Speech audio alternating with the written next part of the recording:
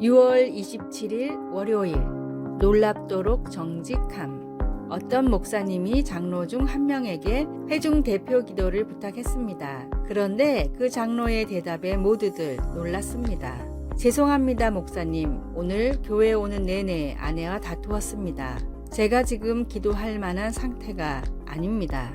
곧 어색한 순간이 흐르고 목사님은 직접 기도를 했습니다. 예배는 그렇게 계속 진행되었습니다. 나중에 그 목사님은 개인적으로 미리 부탁하는 일 없이는 절대로 예배 중에 대표 기도를 부탁하지 않겠다고 다짐했습니다. 대표 기도를 사양했던 그 장로는 가식적으로 반응하는 것이 더 쉬울 수도 있었던 그 자리에서 놀랍도록 정직한 모습을 보여주었습니다. 하지만 여기서 우리는 기도에 대한 더 큰 가르침을 배울 수 있습니다.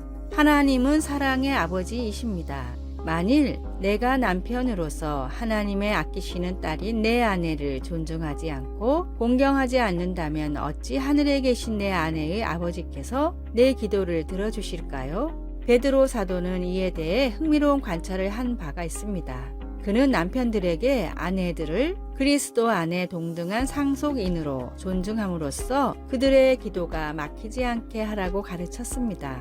여기에 깔려있는 원칙은 우리의 관계가 우리의 기도 생활에 영향을 끼친다는 점입니다.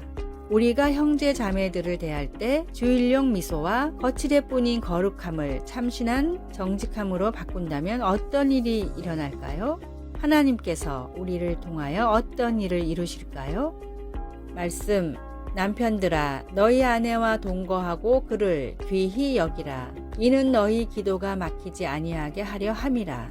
베드로전서 3장 7절에서 12절. 찬송 218장 내 맘과 정성을 다하여서. 기도.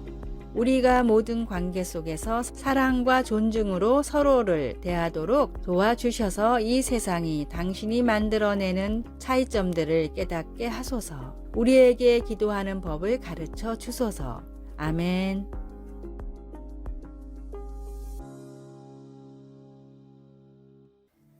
(6월 28일) 화요일 런치 레이디의 탄생.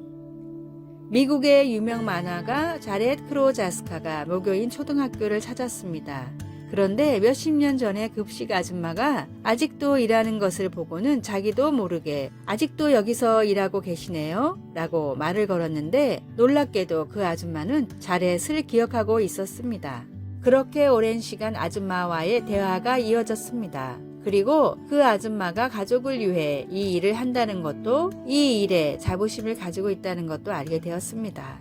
집으로 돌아간 자렛은 이 만남을 통해 학교에 찾아오는 돌연변이 악당들을 퇴치하는 영웅 런치 레이디라는 작품의 힌트를 얻었고 작품이 나오자마자 그 아줌마에게도 보내주었습니다. 그런데 이 한 권의 책이 놀라운 반향을 일으켰습니다. 그림책이 인기가 높아지며 전국의 영양사와 급식 아줌마들이 자부심을 갖기 시작했습니다. 영양사협회는 런치 레이디의 날을 제정했으며 급식 아줌마들은 스스로 모여 소외받는 아이들을 찾아다니며 밥을 해주는 봉사를 시작했습니다. 자렛이 그림책을 보내준 급식 아줌마는 유언으로 런치 레이디를 자신의 관에 함께 넣어달라고 했을 정도였습니다. 하나님이 창조하셨기에 소중하지 않은 사람은 한 명도 없습니다. 오늘의 말씀, 기름과 향이 사람의 마음을 즐겁게 하나니 친구의 충성된 권고가 이와 같이 아름다우니라. 잠언 27장 9절. 오늘의 찬송 436장 나 이제 주님의 새 생명 얻은 몸. 오늘의 만나 소외된 자들의 친구가 되어주고 이야기를 들어주게 하소서. 오늘 만나는 사람들을 하나님의 귀한 자녀로 생각하십시오.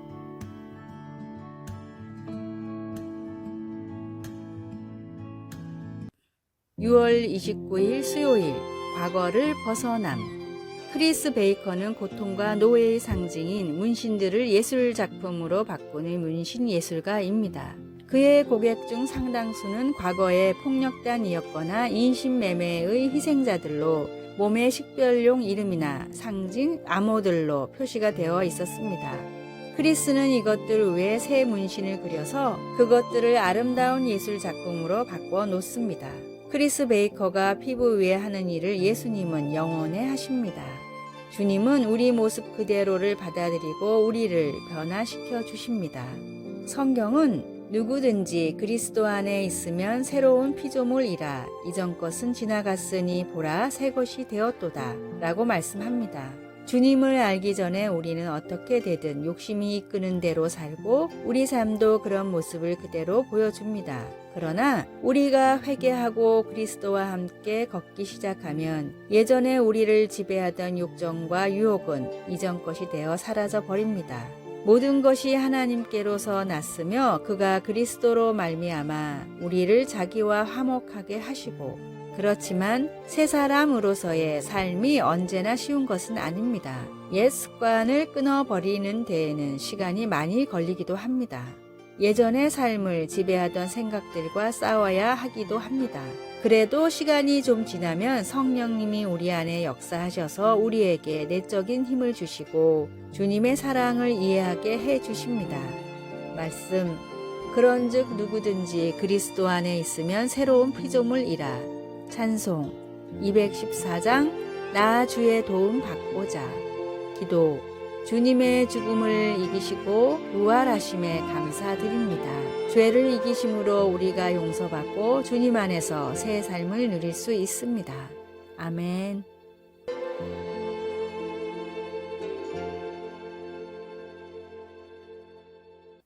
6월 30일 목요일 걱정을 걸어두는 나무. 뭐든지 걱정부터 하는 줄리라는 꼬마 소녀가 있었습니다. 줄리의 하루는 걱정으로 시작해서 걱정으로 끝났습니다. 학교, 가정, 어디에서든 누구를 만나든 모든 상황에서 걱정을 했고 줄리는 이런 성격으로 인해 알아누웠습니다. 걱정으로 생긴 병이었기에 치료할 수도 없었고 약도 쓸 수 없었습니다. 그렇게 집에서 혼자 누워있는 줄리는 어느 날 심심해서 잡동사니를 모아둔 다락을 뒤지기 시작했습니다. 다락에서 작은 동물들이 달려있는 나무 모형을 발견하게 됩니다. 줄리는 그날부터 걱정거리를 나무의 동물들에게 말하고 종이에 적어 걸어 놓았습니다. 그렇게 나무와 동물들에게 걱정을 털어놓고 나면 이상하게 마음이 편하고 다시 걱정하는 마음이 생기지 않았습니다. 이 작은 사건으로 줄리는 걱정을 하기보다는 문제를 스스로 해결하는 아이가 되었고 행복하게 인생을 살아가게 되었습니다. 호주와 유럽의 각종 어린이 문학상을 휩쓴 걱정을 걸어두는 나무의 이야기입니다. 사람들이 걱정하는 이유는 인생의 의미를 모르고 불확실한 미래를 알지 못하기 때문입니다. 그리스도인들은 우리의 모든 짐을 지시고 죽으셨다가 다시 살아나신 예수님의 십자가 은혜로 모든 문제를 해결한 사람들입니다. 그러므로 걱정의 틈이나 습관이 있으면 주님과 믿음으로 단단히 연결되어 있는지 확인하십시오. 반드시 하는 모든 일이 다 형통합니다. 오늘의 말씀 여호와께서 주시는 복은 사람을 부하게 하고 근심을 겸하여 주지 아니하시느니라. 잠언 10장 22절. 오늘의 찬송 413장 내 평생에 가는 길. 오늘의 만나 불확실한 미래에 두려워 말고 구원의 확신에 기뻐하십시오.